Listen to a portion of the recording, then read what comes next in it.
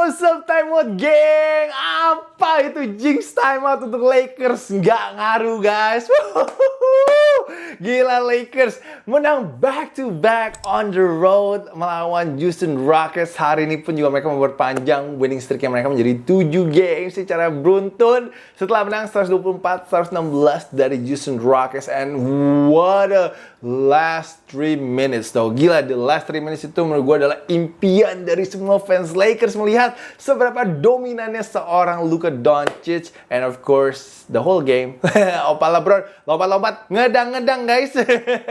Game yang sangat efisien sekali untuk Opa LeBron hari ini. Gue tinggal penasaran nih, besok Lakers tuh lanjut lawan Miami Heat dan juga Bam Adebayo yang sempat 83 poin minggu lalu. Gue cuma penasaran aja sih, kira-kira apakah LeBron akan diistirahatkan atau kira-kira siapa nih yang JJ Redick akan pilih untuk rest, atau mereka akan gaspol untuk mencoba memenangkan 8 game secara beruntun. Penasaran sih besok ini. Tapi Lakers, mereka clutch sih.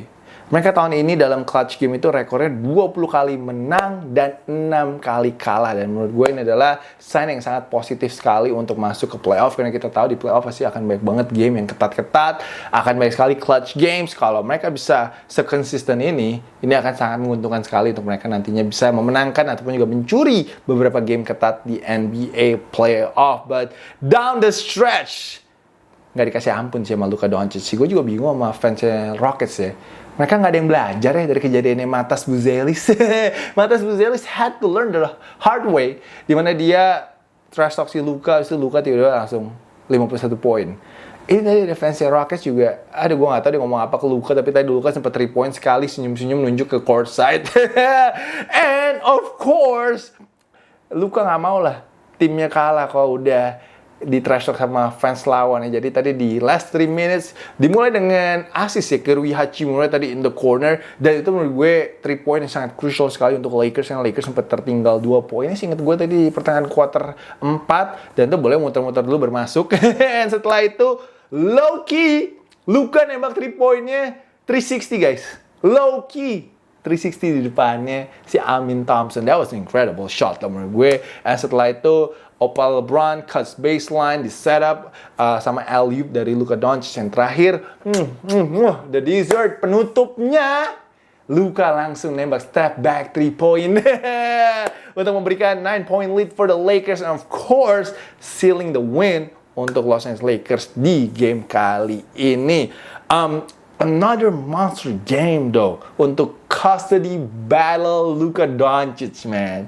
Ini padahal Luka Doncic lagi ada personal life atau masalah di personal life-nya dia, tapi tetap bisa perform sih di 7 game terakhir ini yang sangat luar biasa. Of course hari ini hampir nyaris banget triple-double. Ini mungkin apa yang almost dirasakan sama Amari Archibald. Tapi Luka hari ini 40 poin, 10 assist dan juga 9 rebound. Kurang 1 rebound aja untuk triple-double. And of course, kalau Luka bisa konsisten in the next 13 games, ini Lakers sudah tinggal 13 game lagi. Ya gue rasa dia bisa sih menggoyang pilihan orang ya untuk MVP. Walaupun sekarang ini mungkin number 1 di MVP ladder is SGA obviously, tapi sekarang ini menurut gue Luka nggak jauh sih. Luka nggak jauh apalagi setelah this last 7 games. Gila sih menurut gue, dalam 7 game winning streak ini Luka menjadi pemain yang dominan banget dan juga kayak superstar sih. Kalau hal average yang dia tuh 38,1 poin per game. That was amazing menurut gue. And in the last 7 games dia itu mencetak sejarah baru di NBA, menjadi pemain pertama yang mencetak 250 poin, 50 plus rebound, 50 plus assist, dan juga 25 plus 3 point and undefeated. Jadi gue sangat salut banget sih dengan apa yang dilakukan sama Luka, walaupun memang di luar sana dia ada distraction, ada personal life, dan ini nunjukin sih seberapa profesionalnya seorang Luka Doncic. Atau juga mungkin gara-gara si Kendrick Perkins nih. Kendrick Perkins nih ada-ada aja sih. Dia bisa bilang kalau Luka itu not a lock for all NBA first team. What are you saying, Perk? Come on, Perk. Are you hating on Luka? Karena obviously ya kalau SGA sama Jokic kayaknya udah lock lah ya. And of course pilihannya dia 3 lagi adalah Wemby, Jaylen Brown, and Cade Cunningham, which is solid. Karena 3-3-nya memiliki season yang cukup baik. Lalu juga timnya juga sangat sukses tahun ini. Tapi Cade over Luka? Jaylen over Luka? That's gonna be a tough choice though for me karena ya mereka jago tapi nggak sedominan Luka aja deh sih, nggak sedynamic Luka juga menurut gue sih. Jadi for me Luka harus sih wajib ada di All NBA First Team sih. I don't know what you guys think. Let me know in the comment section below. But Perk, come on man. We need better takes though from Perkins though. Kendrick Perkins sih selama ini kadang-kadang suka ngaco banget sih untuk takes-nya dia sih. But for me right now, Luka is the third guy on that All NBA First Team sih. And yeah, LeBron James 41 tahun 4 kali ngedang. Hari ini terakhir kapan dia terakhir ngedang? Tadi gue dapet tuh kalau tahun 2021 deh. Dalam satu game dia 4 kali ngedang. Yang alley-oop though from Marcus Smart, that was incredible. That was phenomenal man. Gue gak ngerti gimana caranya dia bisa tangkap bola itu sih. Itu bolanya agak jauh sih di belakang ring menurut gue sih. That was just probably the best dunk. If not, di dunk yang dia take off di depannya ada Rich Shepard. That shit is crazy too. That shit is ridiculous, bro. Gue pun juga udah habis. Udah kehabisan kata-kata untuk menjelaskan seberapa keren dan juga seberapa wah, gacor sih dangnya si LeBron James sih. Man, he's 41 guys. And dia hari ini juga efficient banget mainnya dengan 30 points, 13 dari 14 field goalnya, and 4 rebounds. Dia hampir perfect guys. Gara-gara tuh wasit nggak mau nge-call foul, rese banget sih. Harusnya tuh dia di-foul sama Jabari Smith tadi sih inget gue, tapi nggak di-call foul. Akhirnya Jabari Smith kan yang kena blok kan. Akhirnya Jabari Smith di-blok bolanya sama LeBron James. But man, LeBron 13 dari 14 field goalnya. Gue nggak ngerti sih, LeBron mungkin udah mau zero dark 30 mode nih kayak bentar lagi deh. Kayak mau masuk ke playoff sih. Tapi kalau LeBron bisa main kayak gini, as your second option, as your third option di playoff, gue angkat tangan sih, ngeri sih ketemu Lakers sih, jujur aja sih. Karena Austin Reeves hari ini lagi santai sih, lagi santai aja, 14 poin, but I was just in awe. I was in awe, man, watching a 41 years old, just like that, mainnya kayak gitu, anjir, shit. Tadi si Kevin Durant aja after the game di press conference pun juga dia kasih komplimen ya ke LeBron bahwa ya LeBron kayaknya bisa main sih 4-5 tahun lagi sih. Me, I think he could play until he's 45 years old. I don't know if he want to be around that long, but I think he could play for another 4 to 5 more years, if I'm to be honest. And so, yeah, it's not a surprise anymore. I mean, his age, he is 41, but looks great out there. I mean, when you love the game as much as he does, you'll do anything to stay locked in and stay on top of your game. So he's very inspiring as a human being. And I agree with Kevin Durant, kalau dia mau main sih sebenarnya bisa, cuma kan tergantung dia mau atau nggak mainnya kan. KD nih malah di 2 game ini lawan Lakers agak nggak konsisten ya. Dia di babak pertama tadi cuma 2 poin, kemarin di babak kedua cuma 2 poin, dan sama hasilnya 18 poin ya, agak unik sih. But yeah, KD, gue nggak tahu sih lagi ada masalah apa sih sama Rockets sih, ataupun Rockets ada lagi masalah apa, karena main KD udah sampai kayak ngebahas ya, gue jadi role player aja, gue di ujung aja berdiri. I don't know man, I have no idea what's going on with the Rockets. Tapi kadang-kadang ngaca itu penting guys. Memangnya ternyata orang kalau ngaca tentang dirinya itu bisa memotivasi dirinya. Kayak DeAndre Ayton guys, akhirnya dia ngaca ngomong kalau dia is not that guy.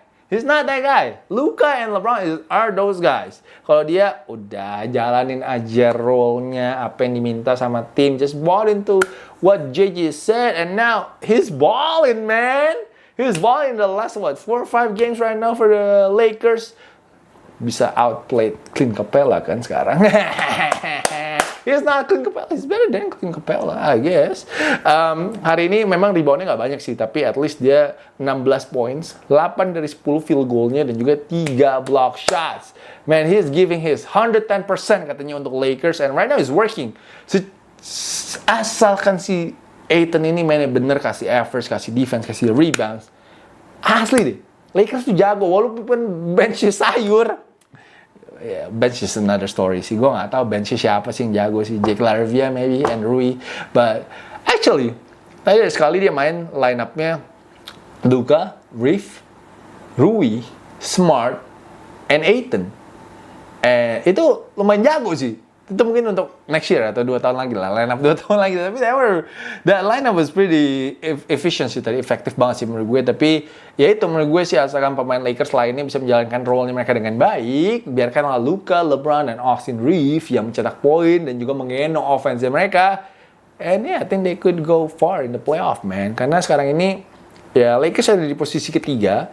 Memang cuma beda 1,5 game dari Minnesota Timberwolves. But kalau mereka, gue lihat lawan-lawannya Lakers itu banyak yang tanking. Enak tuh. Lawannya tanking lah, 8 game atau berapa gitu. Mungkin cuma 2 doang yang berat, yaitu 2 kali mereka masih ketemu OKC Thunder. And I want to see that game. Gue mau lihat apakah Lakers sudah bisa belum compete melawan tim, ya boleh dibilang the team to beat, right, in the Western Conference, yaitu OKC Thunder. Pengen lihat aja sih mereka udah sampai di sana atau belum levelnya. Tapi masih tanggal 3 April masih agak lama ya untuk game itu. But right now obviously semua fans Lakers gue yakin lagi happy banget. Itu gue bisa lihat dari angkanya timeout tiba-tiba bisa 11.000 views. Gue yakin itu ya 90% lah itu fans Lakers sih. Jadi gue terima kasih banyak sih untuk fans Lakers semua yang sudah mampir ke sini. Gue yakin juga masih banyak yang hari ini datang juga untuk komentar. But yeah, hey, congratulations though kepada Lakers sekarang ini. Kalau mereka bisa ketemu dengan Phoenix Suns, tapi Phoenix 3-1 sih gue lihat sih tadi seasonnya lawan Lakers sih. Mungkin kalian mau ketemu siapa ya? Mungkin ketemu Nuggets. I think Nuggets oke sih kalau mereka ketemu Nuggets di playoff first round sih. Karena Nuggets tadi hari ini pun juga kalah sama jiliknya Memphis. So yeah, I think Nuggets should be a good choice untuk Lakers in the first round. I don't know. What you guys think? Atau Rockets. Kalau bisa ketemu Rockets lebih bagus ya. Kayaknya sih gitu sih. But, hey, OKC. Tapi hari ini gokil sih. Mereka benar-benar mendominasi Brooklyn Nets 121-92.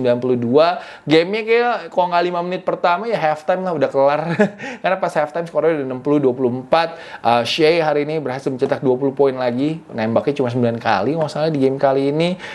Dan dia berhasil melanjutkan streak 20 poinnya. Masih hidup sekarang ini. Di babak pertama dia langsung mencetak 16 dari 20 poin sih. Langsung digas biar bisa mengamankan streaknya dia. Tapi yang kembali panas adalah Jared McCain.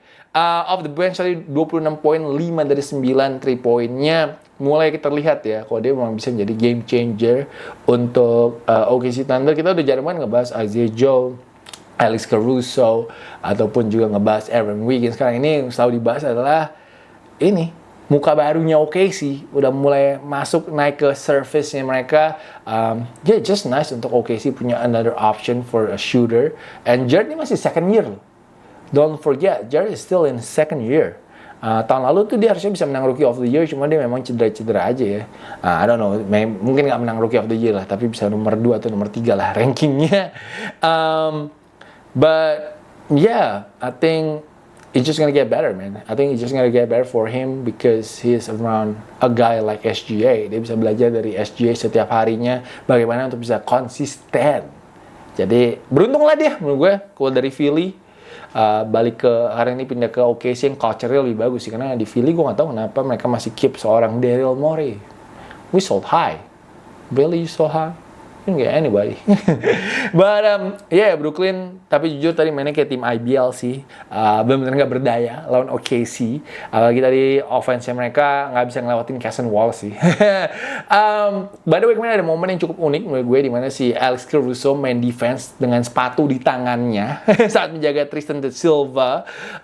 Itu langsung kena technical foul ya kayaknya sama wasit. Tapi gue belum pernah lihat momen seperti itu. Gue nggak tahu sih kalian pernah lihat atau nggak sih. Itu pertama kalinya gue melihat ada seorang pemain yang sepatunya lepas, harus dipegang sama dia untuk main defense sih. So that was that was something yang menurut gue akan diingat cukup lama dan pastinya viral juga kan. Kemarin ini semua orang ngepost dan repost hal tersebut. So yeah, just a moment that I wanna share with you guys also. And Atlanta Hawks juga masih lanjut menang guys. Mereka hari ini ngalahin Dallas Mavericks 135-120 untuk kemenangan ke-11 mereka secara beruntun. Ini winning streak terpanjangnya mereka sejak season 2014-2015. Tuh siapa yang mainnya? Joe Johnson kali yang mainnya itu. Atlantanya mungkin dulu. Tapi hal sih jelas hari ini adalah almost a full court shot dari Jonathan Kuminga. Dia nggak sengaja sih kayaknya sih. Dia kayak mau ngoper si temennya itu di depan, tapi tadi temennya siapa ya? Kok gue lupa ya yang di depan nih. Tapi ya akhirnya bolanya malah masuk and all net, right? I think it was all net masuknya. Incredible shot though untuk Jonathan Kuminga. Baru main lagi kayaknya. Maybe today baru main lagi untuk Atlanta Hawks. Dia hari ini nyumbang 16 points. penasaran aja sih perasaannya Steve Kerr gimana ya. Perasaan Steve Kerr gimana udah melihat suksesnya ataupun juga kontribusinya Kuminga bersama Atlanta Hawks sekarang ini. Selain itu CJ McCollum 24 points, Nickel Alexander Walker 22 poin. Gue tadi nggak catat sih si Jalen Johnson, tapi Jalen Johnson juga hari ini nyaris triple double sih untuk Atlanta Hawks. Ini Hawks masih bisa ngejar si Orlando Magic loh di posisi ke-6. Mereka cuma ketinggalan setengah game doang. Ini posisi 6 di Eastern Conference ini masih ketat banget antara Orlando Magic, Raptors, I think Miami Heat dan juga Atlanta Hawks. So ini bisa aja ditentukan di hari terakhir regular season nanti ini. Hawks tapi lawannya agak berat sih abis ini karena Houston nggak habis kalah buat back to back sama Lakers, pasti akan ngamuk tuh. But you never know. Bisa aja nanti si Atlanta menang dari Houston Rockets. Boston Celtics karena juga menang telak dari Golden State Warriors 120-99. KP main lagi di TD Garden. Badai kali ini dibantai yang memantan timnya. Jaylen Brown 23 dari 32 poinnya dicetak di first half. Jason Tatum double-double 24 poin dan juga 10 rebound. Ini kemenangan ketiga beruntun untuk Celtics. Tapi tadi ada satu insiden yang kurang enak untuk dilihat di mana salah satu fansnya Celtics menarik tangan dari Steph Curry, my GOAT. Man, leave my goal alone, man.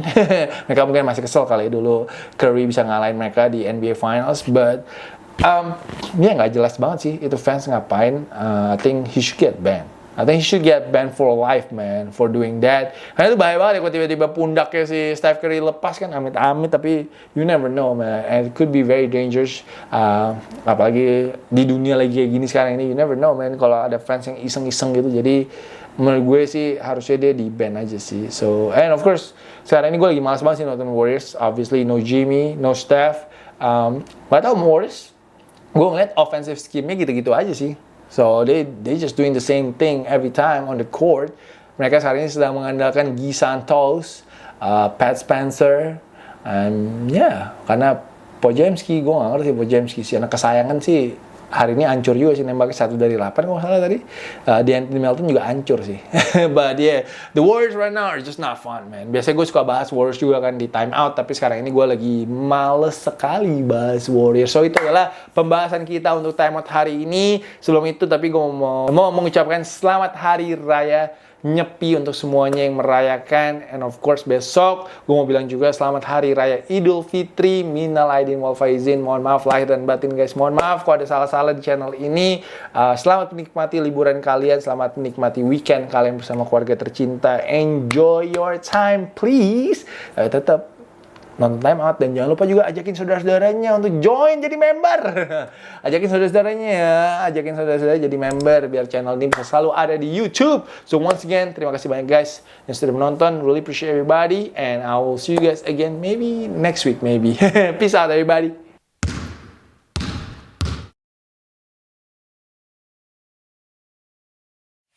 Please join my channel guys.